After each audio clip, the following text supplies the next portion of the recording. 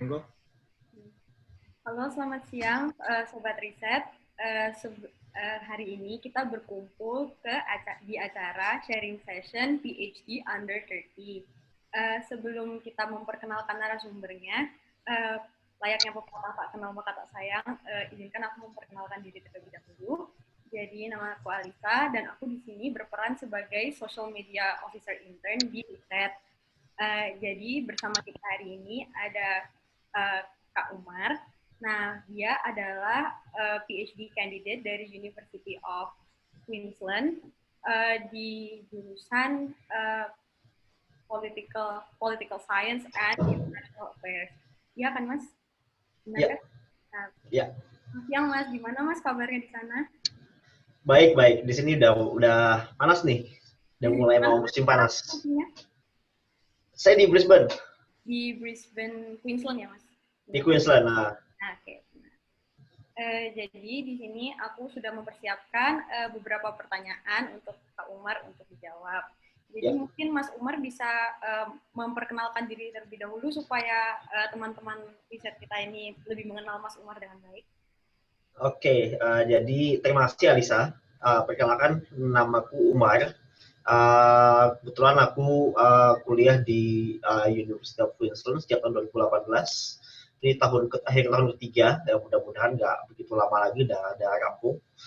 Jadi kebetulan aku dulu S1 di jurusan hubungan internasional UGM, terus kemudian S2 di Master of Science in Politics with Research Methods di University of Sheffield, UK.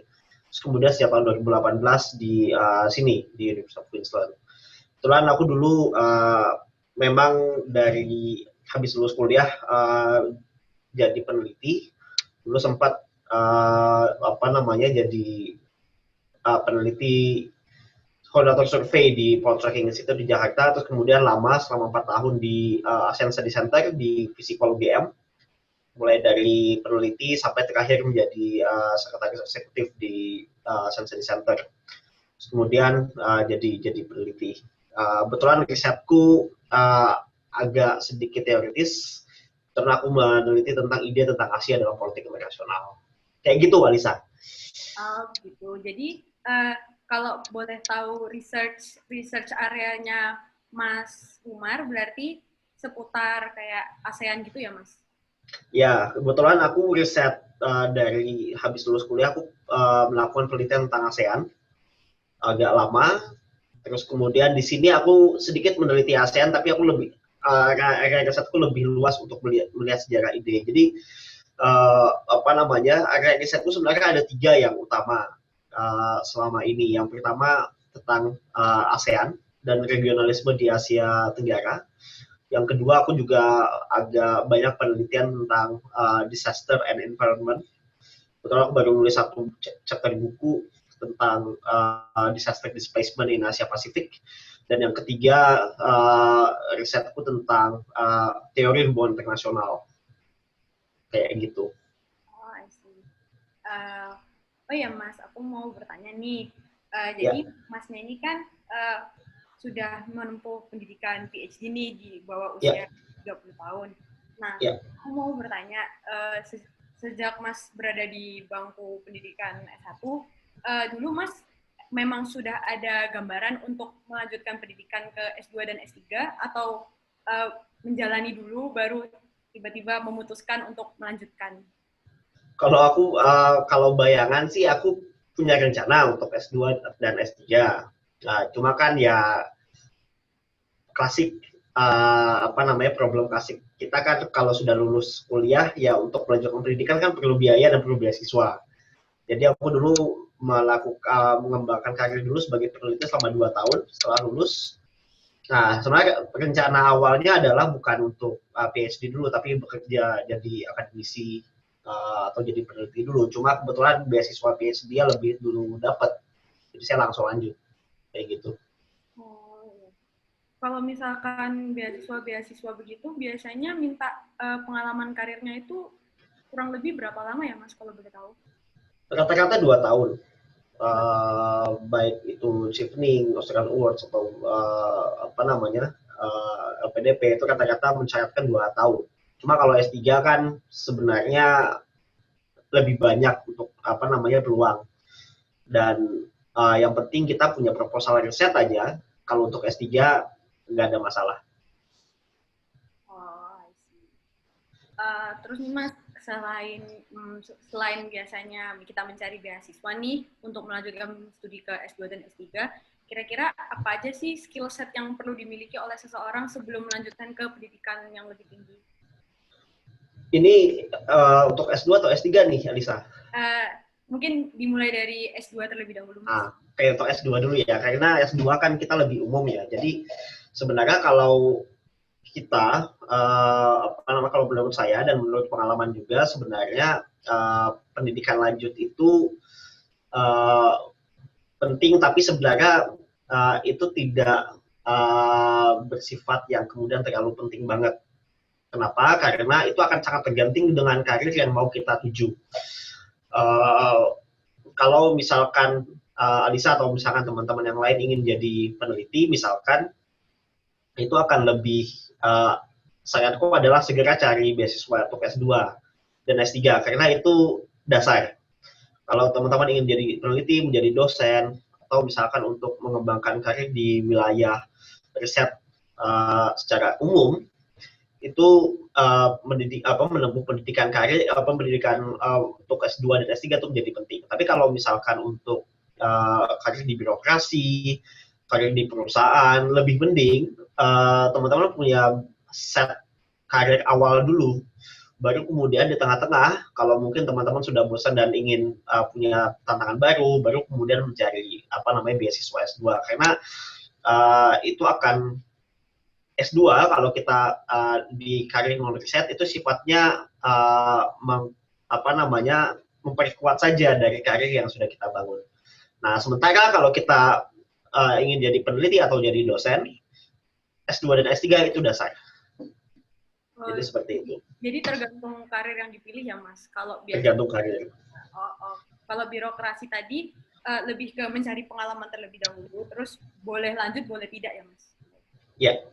Disarankan memang nanti akan disarankan untuk lanjut.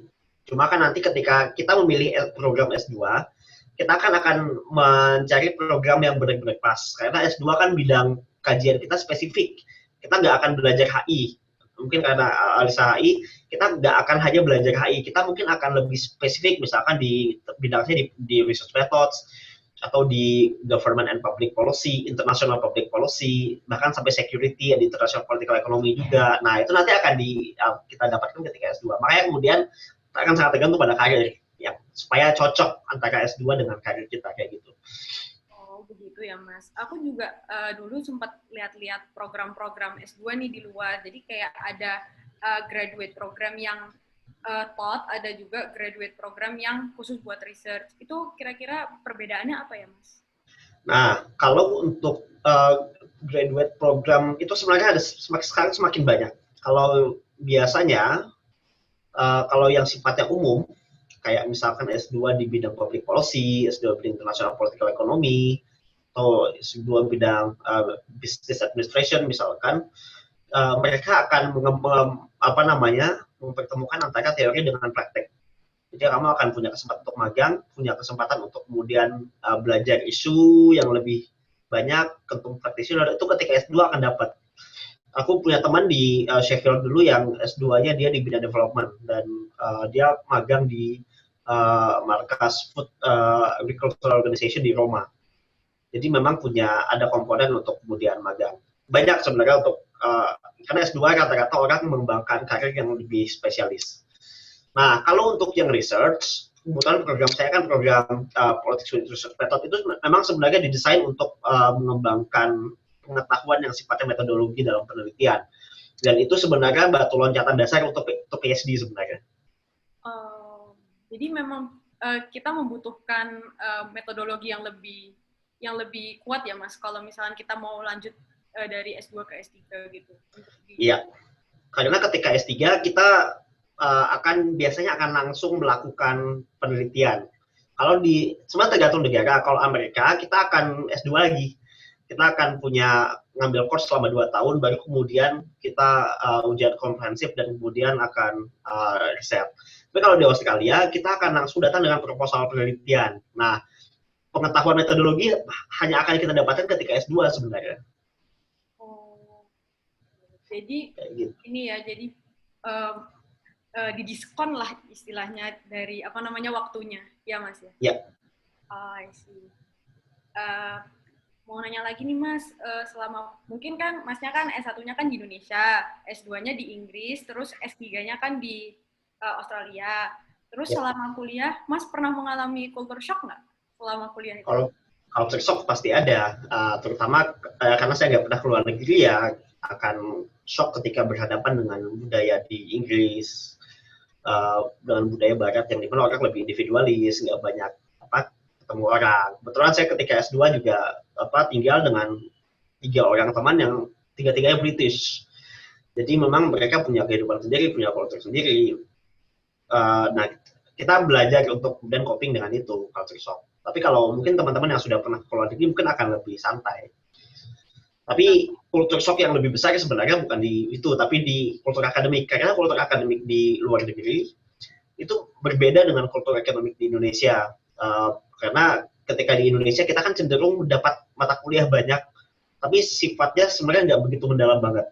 Sementara di Inggris, ketika kuliah memang nggak banyak, satu semester itu cuma 2 mata kuliah, 3 mata kuliah. Tapi mendalam, mendalamnya bisa 2-3 kali lipat. Sehingga kemudian benar-benar harus kemudian baca, tulis, dan kemudian lebih beraktif di kelas. Kayak gitu. Mas bisa ceritain nggak salah satu mata kuliah di selama studi S2 atau S3-nya yang paling berkesan buat Mas? Kayaknya kita semua. Kalau di S2, karena S3 aku nggak ngambil mata kuliah sama sekali karena sudah ada dasar, jadi disuruh langsung penelitian. Tapi kalau di S2 dulu, ada satu mata kuliah, ini mata kuliah dasar sebenarnya, mata kuliah namanya Philosophy and Methodology of Political Research. Jadi kita belajar tentang metodologi, tapi bukan cuma metode penelitiannya, tapi juga methodological research-nya. Nah, itu beneran menguras tenaga itu karena setiap kali pertemuan kita harus membaca 3-4 mata kuliah, 3-4 bacaan wajib, plus ada sekitar 15-20 bacaan yang sifatnya sekunder. Nah, ketika sudah di kelas itu memang ketahuan siapa yang kemudian baca dan siapa yang kemudian nggak baca. Pernah satu ketika kita itu, karena waktu itu mau submission untuk tugas kan, kita kan setiap kali ada mau akhir mata kuliah itu pasti akan ada tugas. Nah, itu kita semua pusing dengan tugas dan nggak baca. Dosennya kebetulan dosen orang Jerman, sangat strict. Dia kemudian malah tahu jadinya, karena dia waktu itu kita bicara tentang feminisme dan kemudian beliau tahu kalau kita nggak baca. Dan waktu itu cuma ada sekitar 7 dari sekitar 15 orang yang masuk mata kuliah itu, cuma ada 7 yang masuk. Jadi akhirnya ya kita kemudian didiskusi untuk yang lain jadinya. Oh, jadi mekanisme kelasnya lebih ke baca sebelum kelas, kemudian diskusi sama dosen sama peserta kelas gitu ya, Mas? Ya, di kelas kita nggak lagi kemudian mendengarkan dosen untuk kemudian kuliah. Kita dengan teman berdebat dengan teman-teman kita sendiri, kayak gitu. Tapi nanti terakhir-terakhirnya pasti bingung nyari sumbernya di mana gitu ya, Mas? Ya, dosennya akan merangkum misalnya di akhir. Oh, I see. Terus mau nanya lagi nih, Mas, mengingat perbedaan bahasa yang digunakan selama Indonesia kan biasanya kan waktu di HUGM nih, Masnya biasanya tugas pakai bahasa Indonesia. Kemudian begitu S2 dan S3, Mas pakai bahasa Inggris. Kira-kira Mas pernah mengalami kesulitan dalam mengerjakan tugas-tugas yang diberikan nggak selama S2? Kalau S2 aku sering banget punya pengalaman, terutama di esai pertama ya, karena semua mata kuliah ketika S2 kan aku mengerjakan esai. Dan itu sekitar 2.500 sampai 3.000 kata.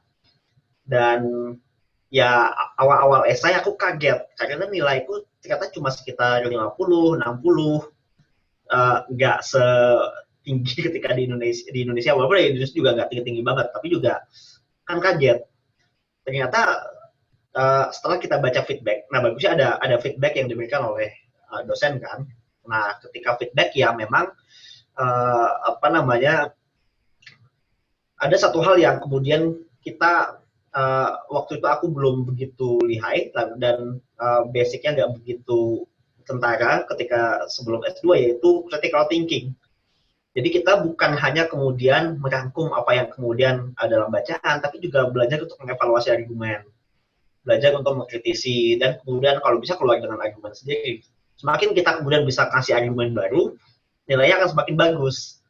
Tapi semakin kemudian argumennya ya biasa-biasa aja, ya kemudian nilainya juga akan biasa-biasa aja. Jadi kesulitan di essay awal itu di situ. Ketika kemudian aku essay kedua dan essay seterusnya, aku udah mulai bisa improve dan ketika mengerjakan tesis ketika S2 sudah nggak ada begitu banyak masalah lagi untuk masalah apa namanya critical thinking.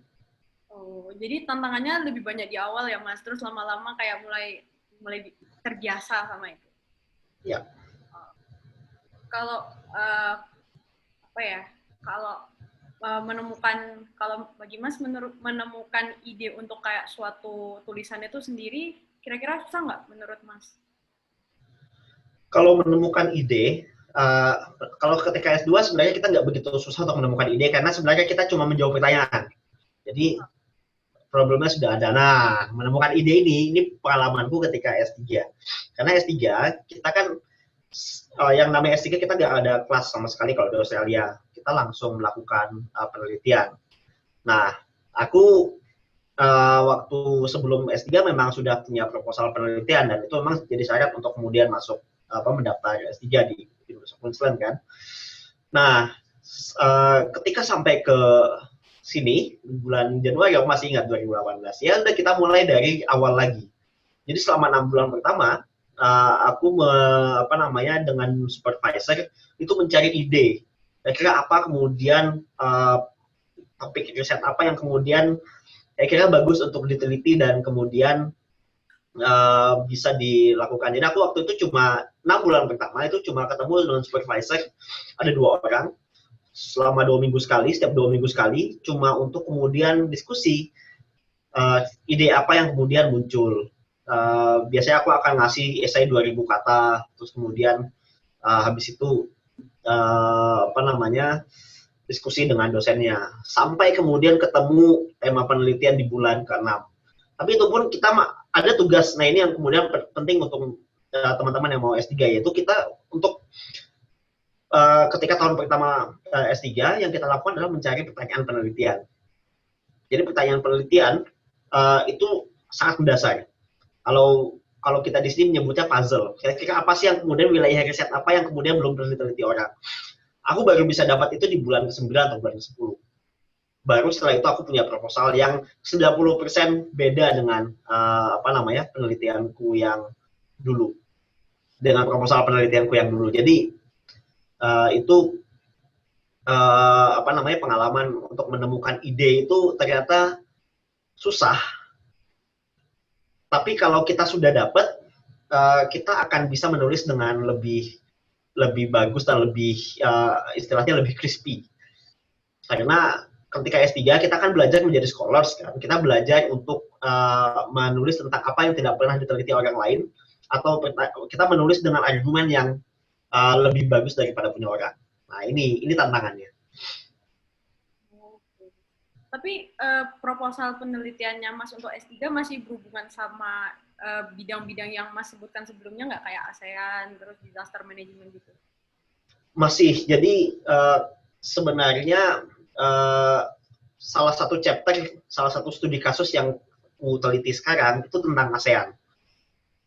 Dan waktu mengajukan, memang kok proposal penelitian itu bukan tentang itu, tapi risetku yang sekarang itu sebenarnya lebih luas. Jadi aku meneliti bagaimana ide tentang Asia itu berkembang dan berubah dalam politik internasional. Aku melacakan dari akhir abad ke-19 secara historis menjadi sangat panjang, sampai kemudian ke ide tentang Asia yang dibawa oleh oleh ASEAN dan oleh mengambil kebijakan di Cina dan di Amerika Serikat sekarang. Jadi lebih luas gitu ya Mas topik disertasinya. Jadi ya. Perbedaan dari aspek spasial dan temporalnya gitu. Iya, karena memang supervisor itu memang demand-nya adalah untuk kemudian punya secara spasial dan temporal itu lebih luas, tapi kita bisa punya teori yang kemudian bisa menjelaskan itu. Nah, tapi lagi-lagi ini karena supervisor itu memang tipikalnya kayak gitu. Kalau mungkin teman-teman yang lain bisa jadi malah dikerucutkan. Nah, itu tergantung supervisor. Oh, tergantung supervisornya gimana, sama tergantung masing-masing anak didiknya gimana ya, Mas? Pengen arah research-nya kemana? Ya, dan itu kita negosiasikan biasanya ketika bimbingan. Bimbingan di sana kira-kira berlangsung berapa lama ya, Mas? Terus apa saja yang dibahas? Untuk S2 atau S3? S2 dulu deh. S2 dulu. Kalau S2, nah S2 di Inggris ini menarik, karena S2 di Inggris kita cuma punya waktu 3 bulan untuk menulis tesis. Dan dijatah waktu gitu itu, ya, kenapa? Dijatah gitu ya waktunya kalau di sana. Ya, jadi karena kelas di Inggris kan cuma 1 tahun. Kita mulai September, selesainya Oktober.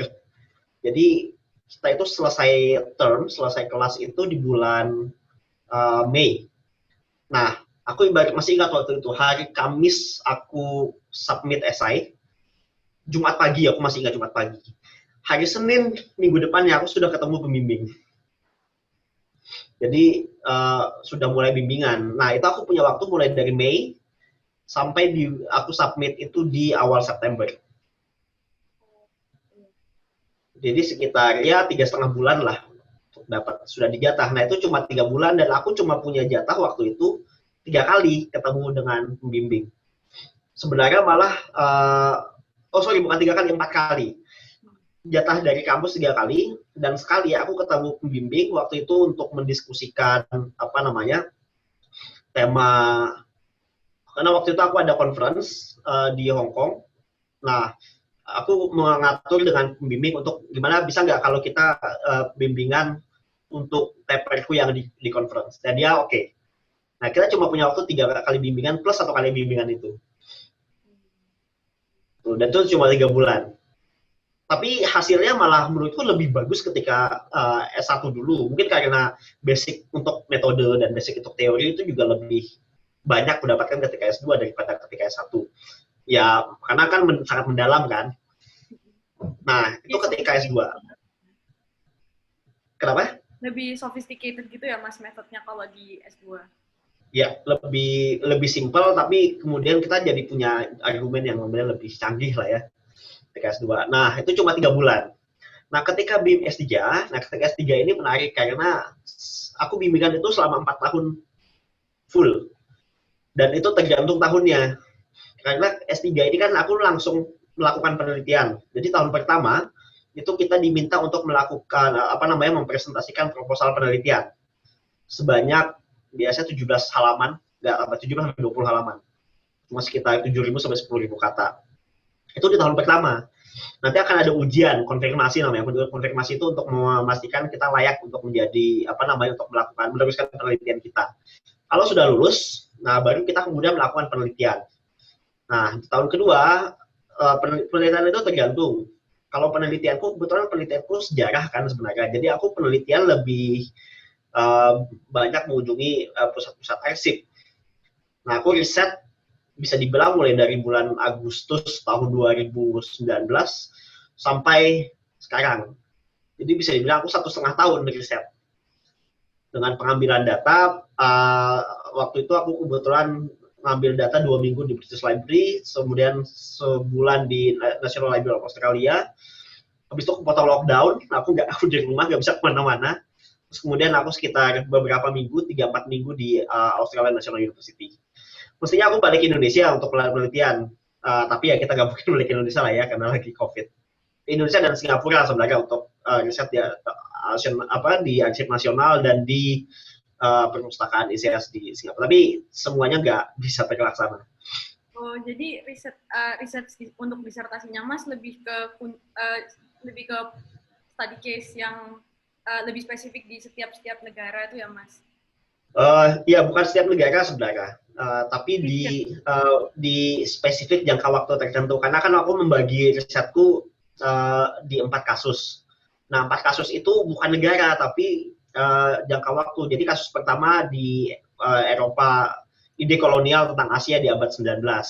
Aku lebih banyak penelitian di British Library di Inggris, karena kan mereka punya koleksi arsip yang cukup bagus.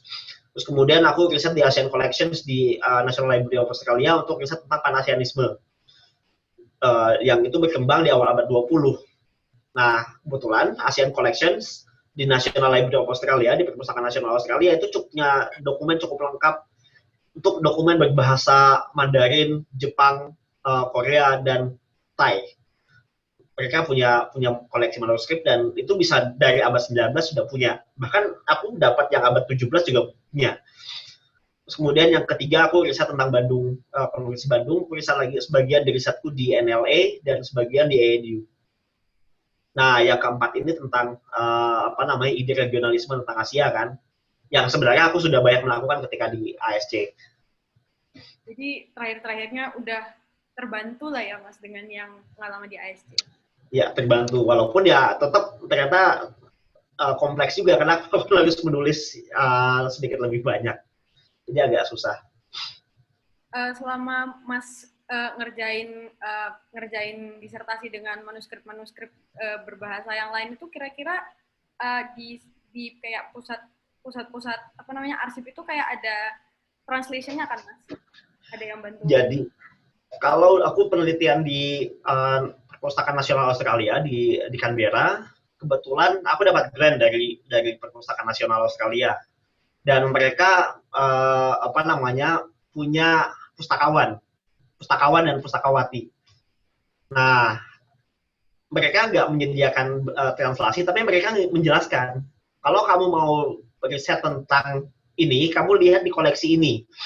Kan ada banyak koleksi, misalkan mereka menyarankan, oke, kalau kamu mau lihat tentang dokumen tentang Greater East Asia Cooperation Sphere Jepang misalkan, masa Perang Dunia Kedua, kamu lihat National Diet Library, dikasih link sama dia. Nah, kita tinggal akses kan.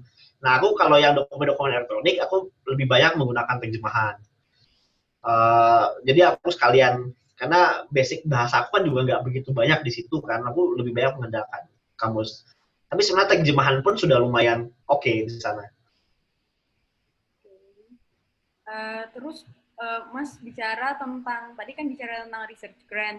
Itu kalau nyari research grant itu biasanya nyarinya gimana ya Mas? Kalau research grant. Nah, ini sedikit kompleks karena kita harus cari sendiri. Jadi research grant itu kan sebenarnya ada, biasanya disirkulasikan biasanya beritanya. Misalkan kemarin ada research grant dari National Library of Australia, diiklankan di mana-mana. Aku malah lebih dapatnya itu di media sosial, justru di Twitter.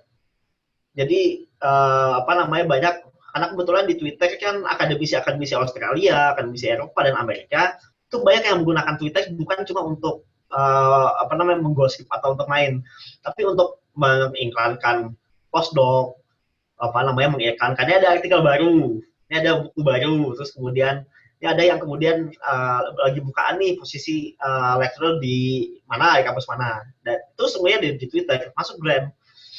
Nah, kebetulan aku dapat infonya tuh berseliweran, kebetulan pas ini dengan risetku, dan aku langsung daftar, diterima. Tapi kadang-kadang juga sebenarnya grant kayak gitu juga akan disampaikan oleh kampus. Jadi biasanya ketika kita di PhD di University of Queensland, itu ada koordinator pasca sarjana. Jadi ada dosen yang bertugas untuk mengelola program pasca sarjana. Nah, dia yang biasanya ngasih informasi-informasi tentang beasiswa dan grant. Kayak gitu. Sehingga kemudian lumayan informasinya tersampaikan. Jadi harus kita yang proaktif ya, nyari di kanal-kanal mana aja, bisa di sosmed, bisa di universitas masing gitu ya Mas. Iya. Terus mau nanya lagi nih, selama bikin proposal buat research grant, terus selama tesis dan disertasi, kira-kira apa ada suka dukanya nggak Mas? Suka dukanya banyak sebenarnya. Jadi kalau Sukanya ya kalau misalkan supervisor bilang oke, kalau kemudian kita dapat grant itu ya sukanya. Dukanya adalah misalkan kita, dan ini sebenarnya keterampilan yang sedikit apa namanya, sedikit penting bagi mahasiswa adalah kita harus terbiasa dengan rejection, dengan penolakan. Apa namanya, dengan penolakan, dengan revisi yang banyak, terus kemudian kita juga harus apa namanya, bernegosiasi dengan kondisi personal kan, dan tantangannya banyak. Misalkan nih di tahun kedua aku menikah misalkan, dan aku punya keluarga, aku juga harus membagi waktu supaya kemudian apa namanya, di keluarga berjalan lancar. Apa namanya, walaupun itu sebenarnya sangat membantu ketika ketika proses penelitian. Suka dukanya banyak sebenarnya di ketika di apa namanya, ketika PhD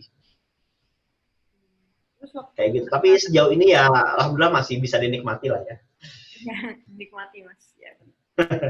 Terus waktu daftar beasiswa kemarin juga kira-kira sulit nggak ya Mas untuk compile apa namanya requirements-nya? Kan biasanya kan kalau beasiswa kan kita butuh kayak study plan, terus butuh personal statement gitu. Itu lumayan menyita waktu. Dan dulu pengalamanku, karena aku ketika mempersiapkan S2 dan S3 dulu kan sambil apa namanya bekerja.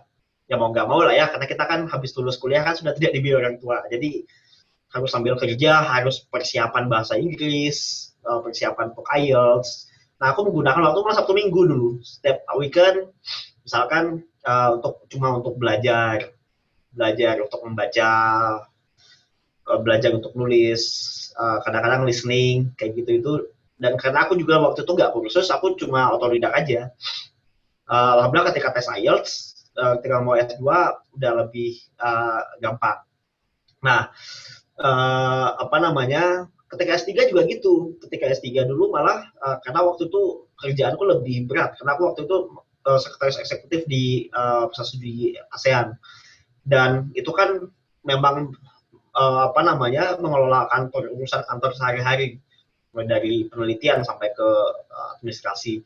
Nah itu mau nggak mau aku biasanya menggunakan waktu itu malam setelah apa namanya, setelah dari kantor, istirahat bentar, kemudian bikin proposal. Masih ingat proposal dan revisi proposalku itu tak bikin itu ketika malam hari dan ketika weekend. Jadi memang perlu, kalau kita memang sudah punya niat S2 dan mau S3 misalkan, kita mungkin perlu untuk bisa membagi waktu untuk nulis, membagi waktu untuk kemudian belajar, membagi waktu untuk mempersiapkan peralatan. Karena aku punya pengalaman untuk S3, aku di kantor dulu punya kebijakan, siapapun yang mau apa namanya S2 kita fasilitasi, maksudnya fasilitasi, kasih rekomendasi. Terus kemudian kalau mau belajar apa namanya, sambil belajar bahasa Inggris silahkan, nggak ada masalah. Kalau perlu apa namanya untuk perlu untuk compile dokumen, ketika asalkan kemudian kerjaan beres, nggak ada masalah menggunakan fasilitas kantor. Kayak gitu. Untungnya dulu Visipol itu bagus karena punya untuk peneliti-peneliti dan dosen-dosen muda itu ada pelatihan bahasa Inggris, jadi lumayan bisa membantu. Jadi yang paling penting dalam membuat aplikasi, nggak cuma buat beasiswa, tapi buat universitas-universitas di luar negeri ketika mau melanjutkan S2 dan S3 itu adalah tentang membagi waktu sama ini ya Mas, mempersiapkan dengan matang. Ya. Sebenarnya pertanyaan aku sudah habis. Selain membagi waktu, kira-kira Mas ada tips nggak untuk kita yang ingin melanjutkan ke S2 dan S3? Kalau tips, apa ya? Kalau saranku adalah S2 dan S3 itu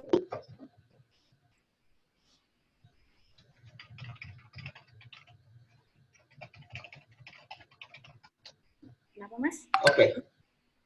Ya. Ketika kita S2 dan S3, kita kan sebenarnya apa namanya akan sangat